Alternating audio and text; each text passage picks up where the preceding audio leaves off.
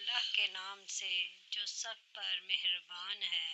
رسول اللہ صلی اللہ علیہ وآلہ وسلم نے فرمایا، جو شخص جھوٹ بولنا چھوڑ دیتا ہے، در حالہ یہ کہ وہ باطل پر تھا، اس کے لیے جنت کے کنارے پر ایک گھر بنا دیا جاتا ہے، اور جس نے حق پر ہوتے ہوئے بھی جھگڑا ترک کر دیا تو اس کے لیے جنت کے وسط میں گھر بنا دیا جاتا ہے، اور جس نے اپنا اخلاق سنوار لیا اس کے لیے اس میں بلند جگہ پر گھر بنا دیا جاتا ہے۔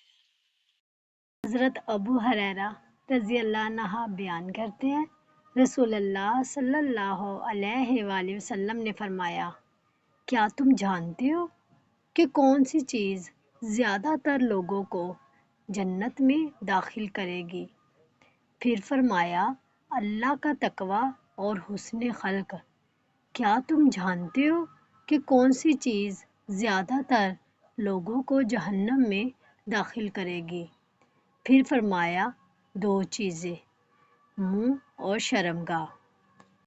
اللہ تعالی ہمیں حدیث مبارکہ پر عمل کرنے اور اپنی زندگیوں کو سنوارنے کی توفیق عطا فرمائے۔